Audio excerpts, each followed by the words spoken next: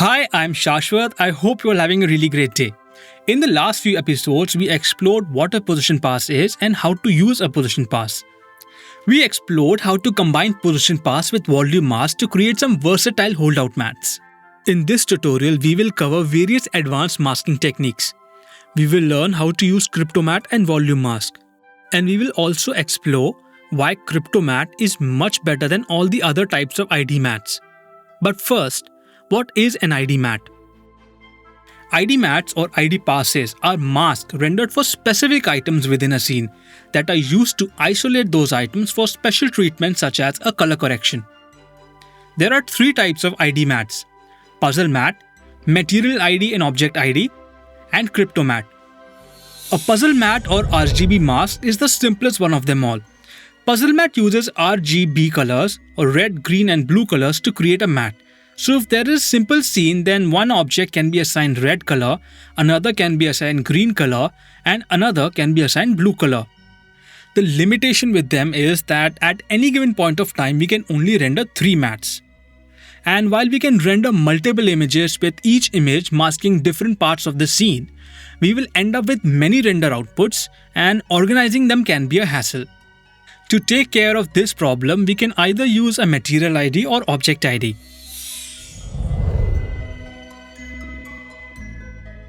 The way it works is that it assigns a number value to each object and material. This way, we are not reliant on just 3 colors and we can have an entire scene of matte data in just one image. Okay, so here we are in Blender. And this is the scene that we are going to use. It's a fruit bowl on a table. Now let's just quickly assign some IDs. The first thing that we're going to do is go to View Layer, and in the Index section, we're going to enable Object Index and Material Index Pass. Next, we need to assign the object and material ID to the objects in the scene. So first, let's assign them to the table. Select the table, then we will go to the Object Settings, and here under Relations, we will change the Pass Index from 0 to 1. And this assigns the table an object ID of 1. Now let's do the same thing for the material. So in the Materials tab, under Settings, we're going to change the Pass Index from 0 to 1. And this assigns the wood table material a material ID of 1. Next, let's do the same thing for the bowl. Select the bowl, let's go to the Object Settings, and in the Pass Index, we're going to assign it a value of 2. And in the Materials tab, let's assign this a value of 2 as well. Now, these two objects have been assigned an object ID and a material ID. Now let's have a look at the fruits.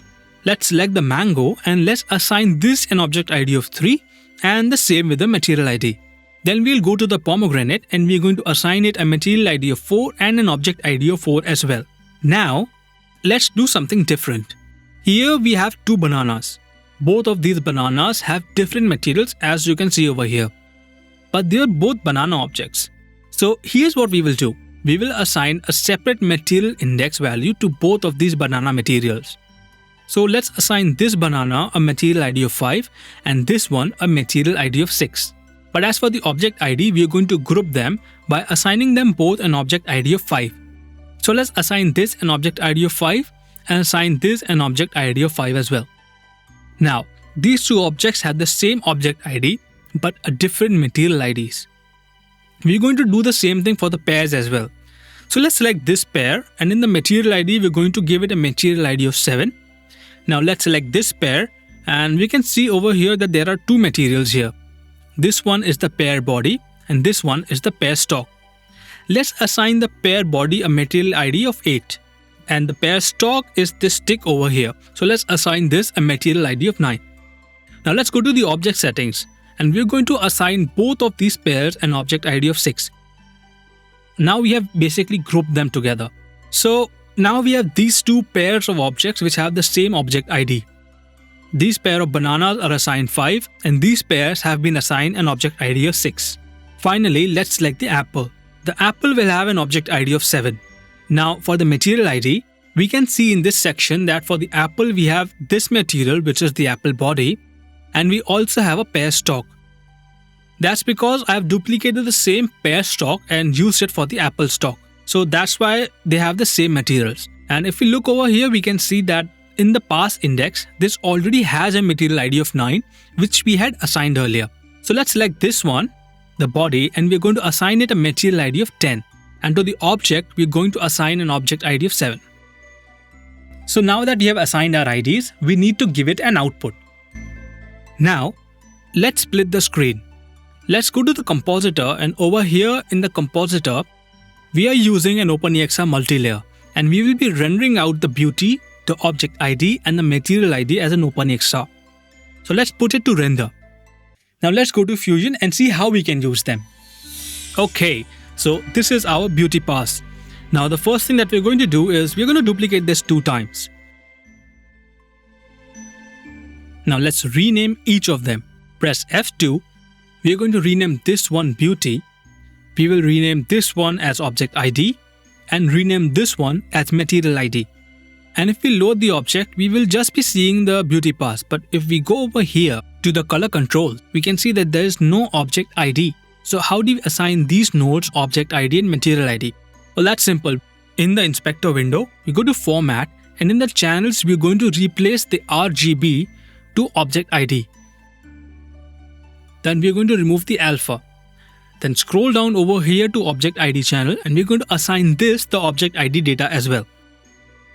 Now everything looks white, but that's okay, because when we move the cursor around here, we can see here in the bottom that certain areas have consistent specific colors.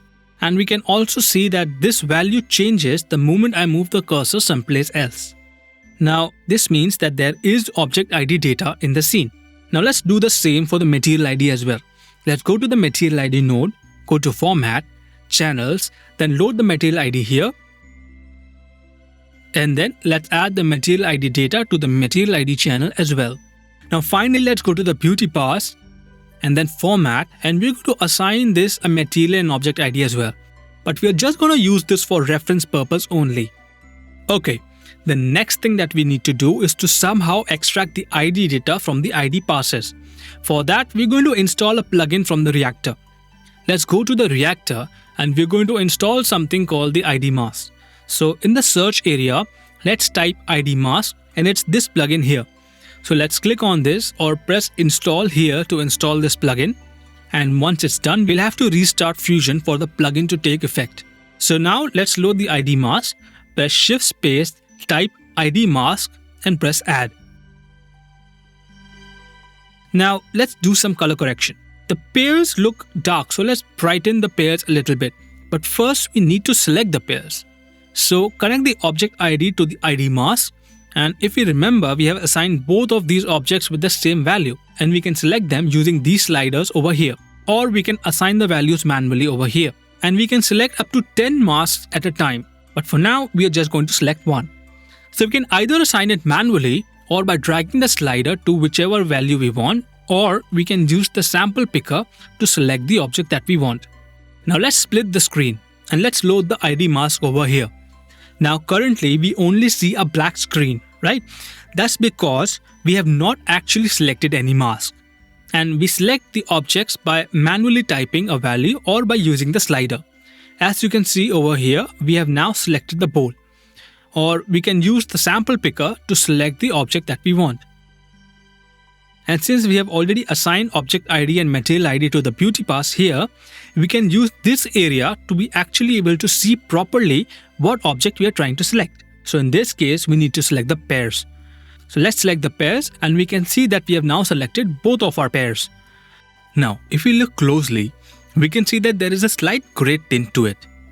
And if we look down over here, we can see that it has a value of 0.833.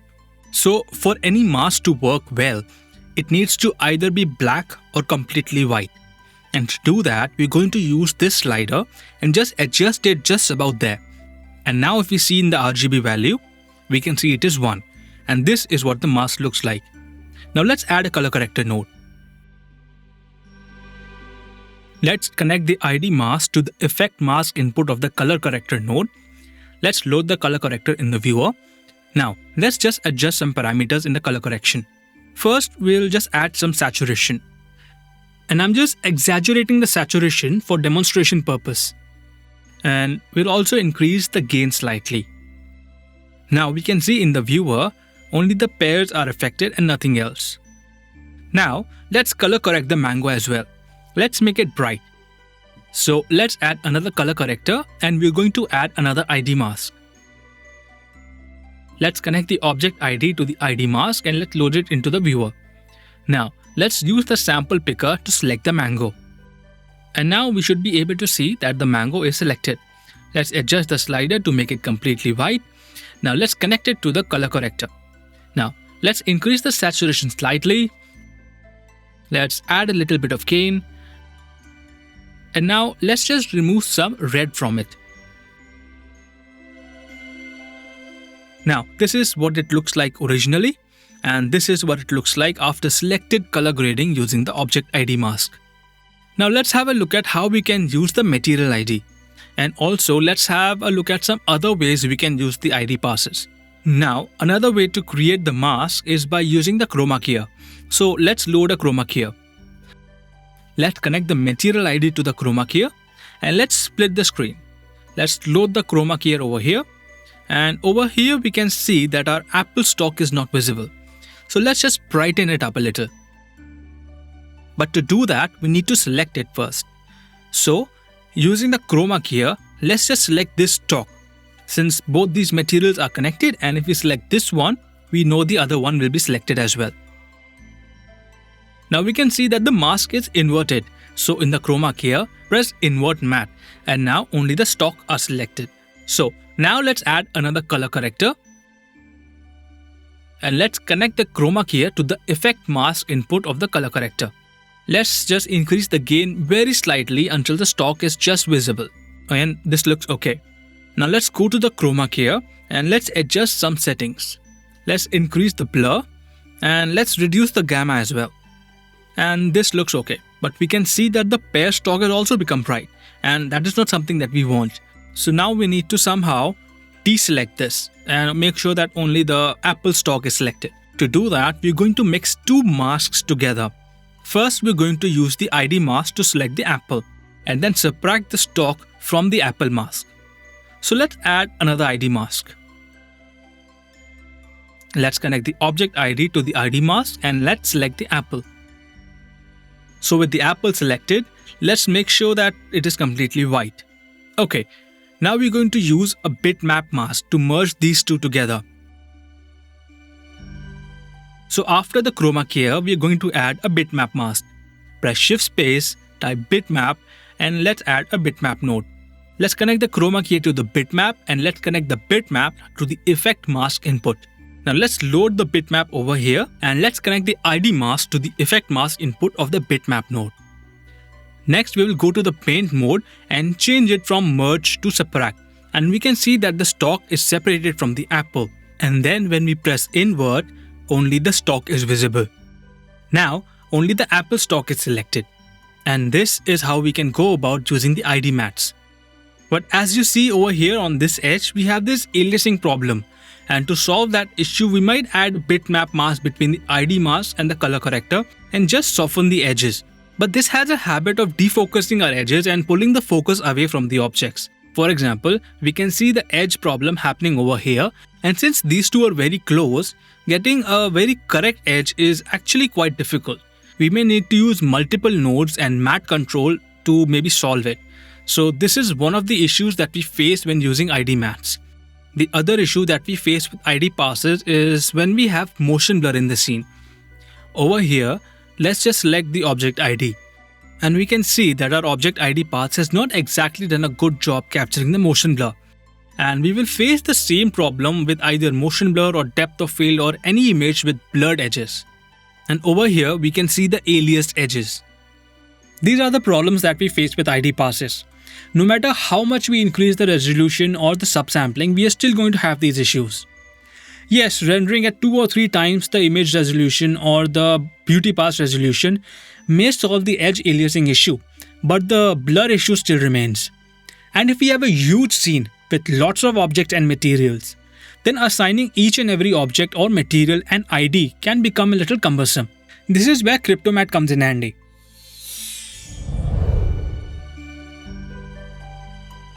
Cryptomatte is an automated ID generator. It generates ID with support for motion blur, transparency and depth of field. It uses scene organizational information which is already available during render times, such as names, object names, material names, and hence we don't need to assign IDs to each and every object and material. So if there is a huge scene with lots of assets, Cryptomatte makes our life a lot easier. And it's also very easy to set up. In Blender cycles, all we have to do is go to the Render Passes tab, and in the Cryptomatte settings, select the Cryptomattes we want to render. Then let's open a Compositor window,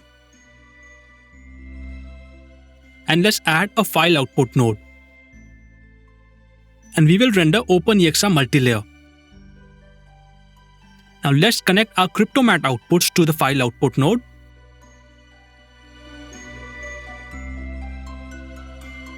And assign the correct names. This is the same steps we need to take when we are rendering out from Octane or any other external renderer.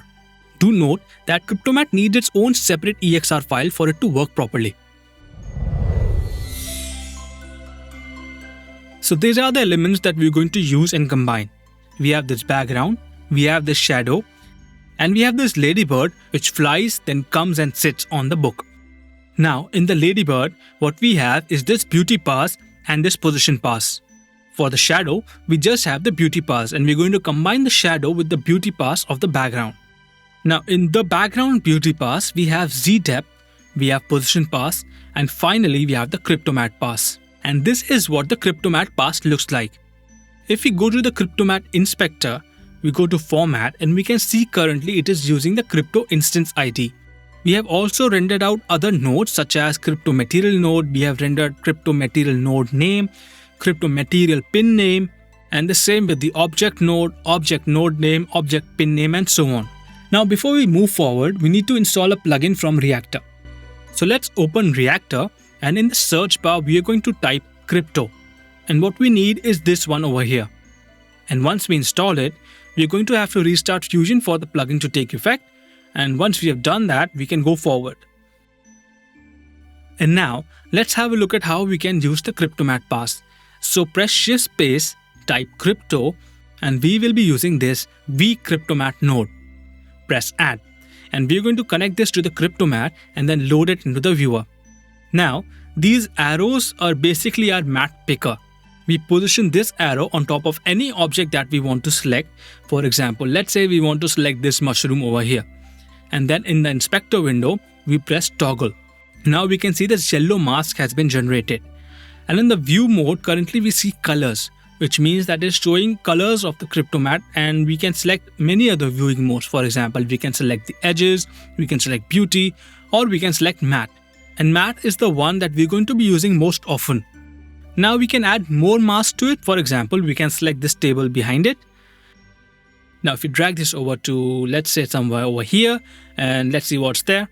And if we press toggle, now we have selected the window. Now this map list shows us all the current selected objects or mattes. And if we go over here, we can use the layer index. Using this, we can select which index type we want to use to create mattes. For example, at layer index 1, we have the Crypto Instance ID selected. So it's using the Instance ID pass to create the matte. And if we move forward, now we have the Crypto Material node selected. Now we can use this, and we can see that only the mushroom head is selected and not even the spots are selected, since it uses the material name to create the matte. And so this is similar for the other layer indexes as well. So let's start compositing. During the entire process, we'll be using various masking techniques. We'll be using the position pass, the Cryptomatte pass, and we will also be using the Polygon Mask. Now, first, let's copy these two over here. Now click on the output of the shadow node and drag it and drop it on top of the output of the beauty node so that we can merge them together. And we can see that it sits perfectly. But if we zoom in over here, we can see this weird edge artifact. So we need to mask this piece out. Now we can either try using Cryptomatte or the position pass to achieve this result, but there is an even more simpler and quicker way to do so, and that is the good old Polygon Mask node. And we will be connecting the Polygon Mask to the merge node. But before that, while selecting the Polygon node, we're just going to quickly create a mask around this edge. Now let's connect the Polygon Mask to the Effect Mask of the Merge node, and in the Polygon Mask node we're going to press Invert and give it a soft edge. And there we go, we have combined these two pages together. So now we have used the Polygon Mask to perform a very simple masking technique. The next thing we are going to do is some color correction. So over here we can see that the mushroom house is a bit too bright. So let's just bring down its brightness a little bit. So load a color corrector node, and we're going to connect the merge node to the color corrector. Let's load it into the viewer, and let's just quickly adjust its settings. So let's increase its saturation to 1.24. Adjust the contrast to 1.29, and we're going to adjust the gain to about 0.77. And that's about it. Now let's load the color corrector, and we can see that everything else has been affected as well. But we just want the mushroom house to be affected, and for that we're going to use the Cryptomatte. So let's copy the Cryptomatte and paste it over here.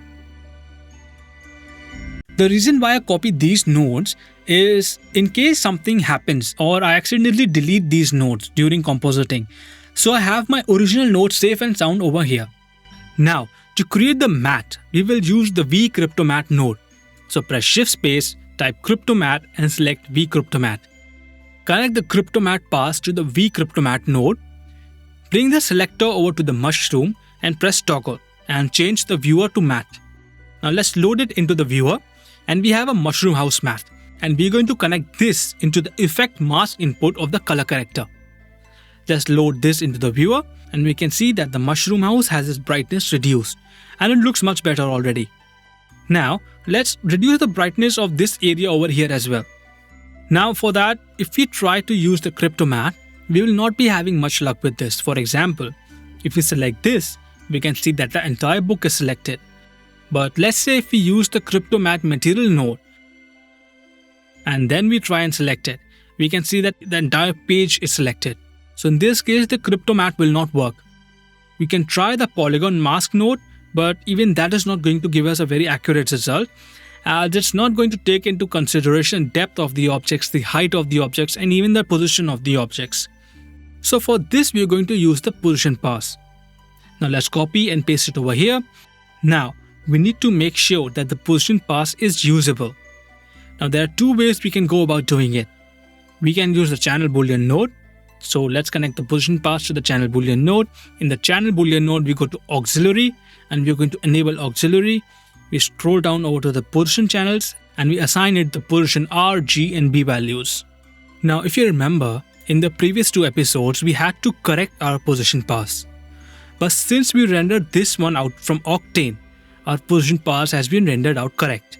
So if you look over here, the x-axis is correct, the y-axis is coming from the top and so it's correct, and the z-axis is coming from the front.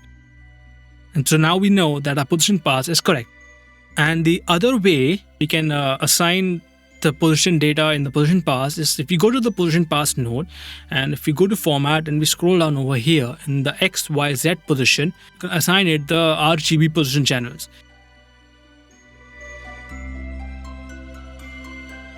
So now we will not be requiring the channel boolean node. And if you look over here, we can see that we have position pass available in our scene. So this is another way we can go about setting up the position pass. But there are certain times when we need to insert the position data directly in our scene.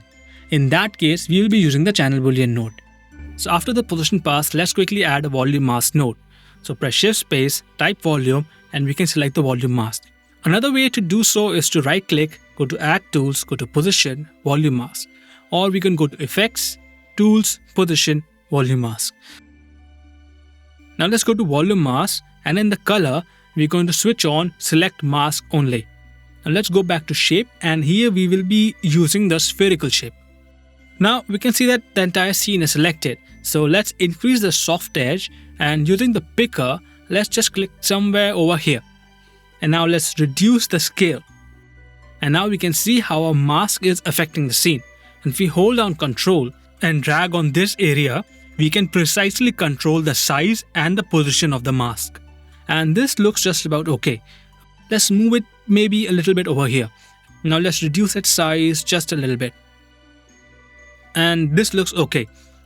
and we will not be able to get this type of control with Cryptomatte or the Polygon Mask. Now, let's add a color corrector. Let's connect our volume mask to the effect mask of the color corrector, and let's load the color corrector into the scene. Now let's increase the saturation to 1.19 and the contrast to 1.29, and let's reduce the gain to 0.63. Now this is what it looks like.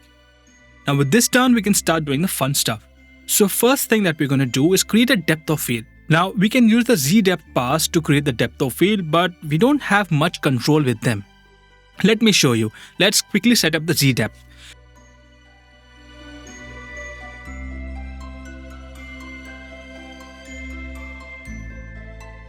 Now let's use the depth blur. Now let's change it to super soft and make sure that it is taking the Z channel. And let's increase the blur size to about 10. And in the depth of field, we will set it to 1 and we will set the scale to 1 as well. Now using the focus picker, let's place our focus somewhere around here. So the focal point is set, and now let's adjust the depth of field, and we have the depth of field in our scene. But here we can see these very weird artifacts, and we don't see the depth of field effect happening in the foreground. Here on these branches.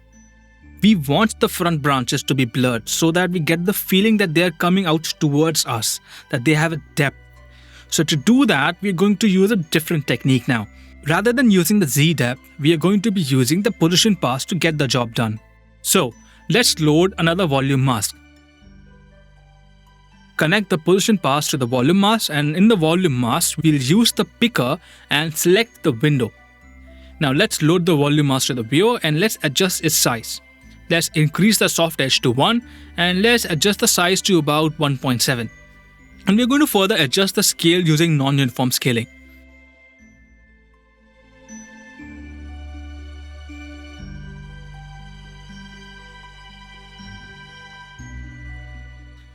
And this should do it. Now, after the volume mask, we're going to use the bitmap to further control the mask. Make sure that the bitmap is connected after the volume mask, and now let's load it into the scene. We are going to use the low and the high slider to adjust the mask, and we just want this back area to be affected and not the front side. Okay, so we have separated the background from the foreground. Now let's duplicate this one and let's connect this to the volume mask.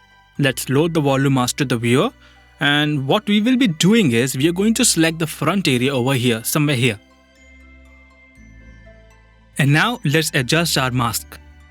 Next, we will do some non-uniform scaling. Something like that. Now let's rotate the mask in the y-axis.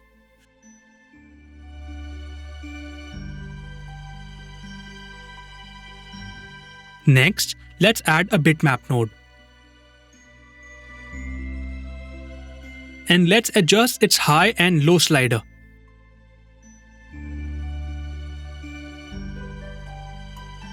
Finally, let's bring down its size until the mask is just around the tree.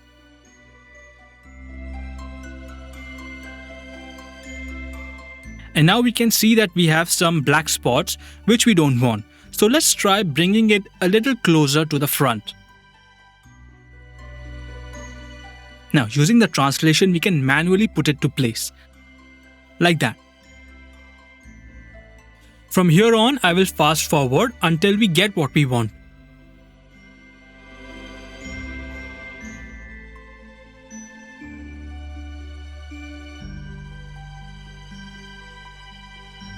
And now we are going to connect these two masks using a merge node.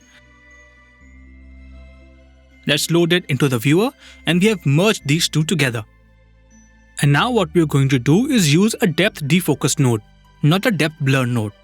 Now, depth defocus node is also a plugin that was installed from Reactor. Let's have a look.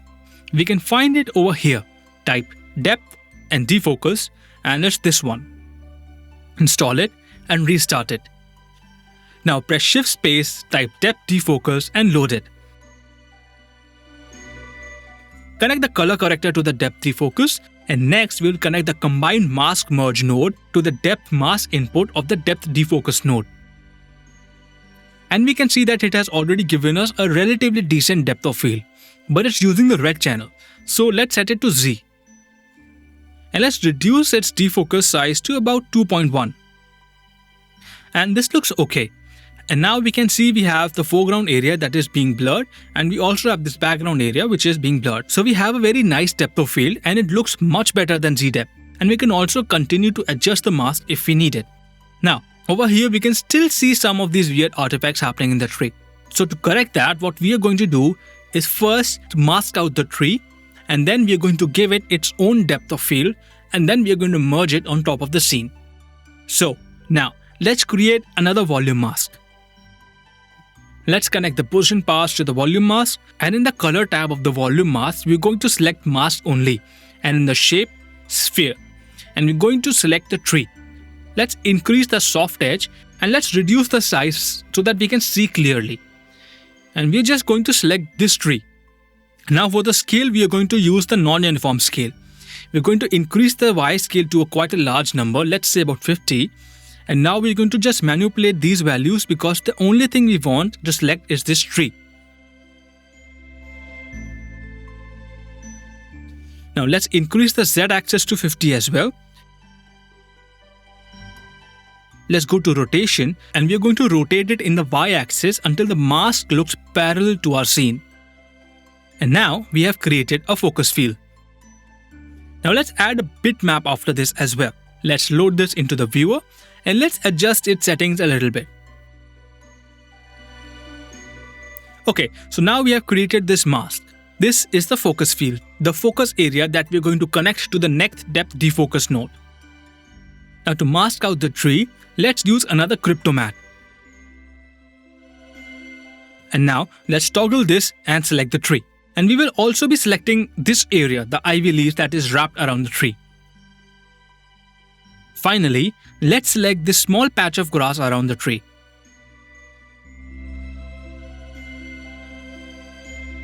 Now, we're going to duplicate this beauty pass.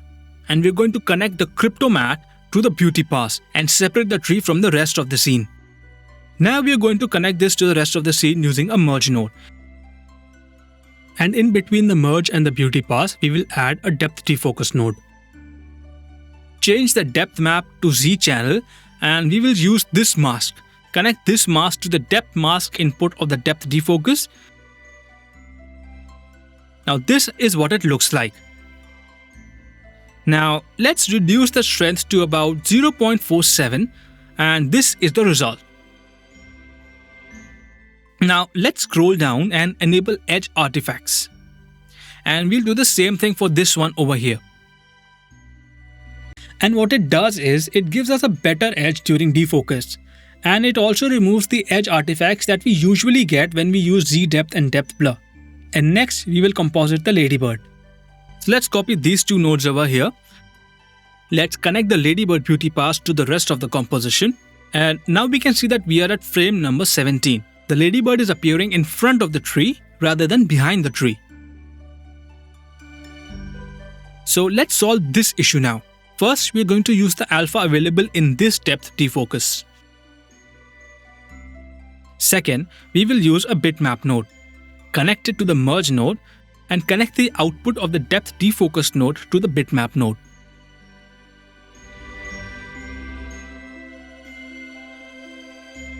Now, let's go to the bitmap node and press invert. Now the ladybird is behind the tree and it flies and comes and sits on top of the book. Now currently the ladybird is completely in focus and it's not following the depth of field. So we now need to add a depth of field to the ladybird as well. To achieve that, we will be using the ladybird position pass. So let's go to frame 199. Now here we are going to do the same thing that we did for the world position pass of the background. Let's select the world position pass of the ladybird. Let's go to format and assign to the position channels the position data. And now we have position data in the scene. Now let's use the volume mask, and in the color select mask only, and in the translation use the picker and select the eye. Now let's load a bitmap node. Connect the volume mask to the bitmap, and we are going to connect the bitmap to the depth defocus node. we are going to connect the depth defocus node right after the Ladybird beauty pass. And in the defocus node, make sure that the Z channel is selected. And now let's reduce the focus strength to about 2.1. Now let's load the scene in the viewer. And now let's connect the bitmap to the depth mask input of the depth defocus. And this is what we get. Now let's go to the volume mask and let's adjust the size until we get something suitable. Now in the bitmap mask, we're going to use the luminance channel. And this is what it looks like at frame number 30. Now let's go to frame number 199. And we can see that it's still blurred. So in the bitmap mask, press invert. Now go to the volume mask and let's set the size to about 5.2. And let's go back to frame 30. And we can still see that the depth of field is not quite matching. So let's go to the defocus and let's adjust the defocus strength. Okay, now let's have a look over here. First, let's scroll down, press enable edge artifacts, and let's adjust the strength. Then let's go to the bitmap and then let's try adjusting the high slider. And now we have a ladybird in the scene as well. Now for the final stretch, let's work on the candle flames. Let's give our candle flames a little bit of glow. So to do that, what we need to do is actually select the candle flame first. And we're going to do that using the Cryptomatte. So let's add a Cryptomatte node. Let's connect our Cryptomatte pass to the Cryptomatte node. And now if we leave it to Cryptomatte instance, then it's only going to select this candle. So we're going to switch over to the Cryptomatte material node and then select this flame.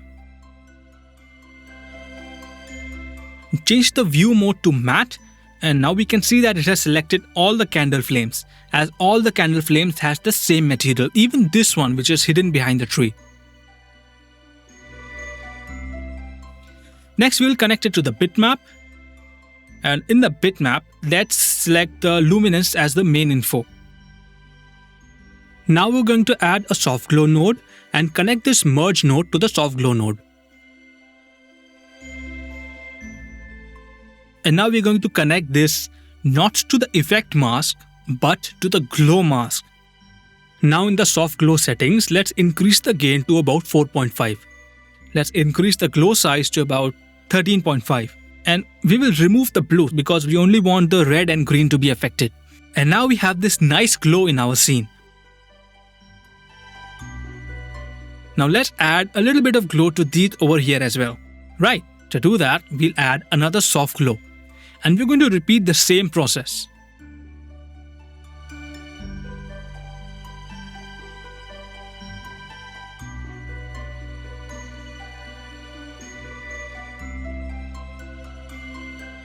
There we go.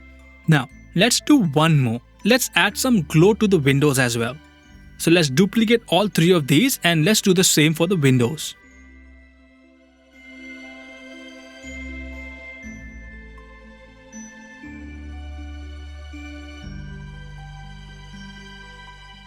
And here we are. Okay, so with this we are technically done. But as always, let's add a chromatic aberration. And to do that, we go to File and we go to Bins. In the bins, let's go to Fusion and we go to Tools and we're going to click and drag the chromatic aberration and drag it into the node editor. Let's connect the Softglow to the chromatic aberration and connect the chromatic aberration to the viewer. And let's reset it to normal. Finally, let's add a film grain node.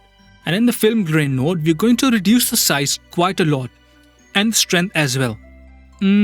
Just about that much is okay. And now we can render it out, and this is what our animation looks like. So I've also added some particle effects to the final render. This one was rendered with 2D particles. And this one was rendered with 3D particles.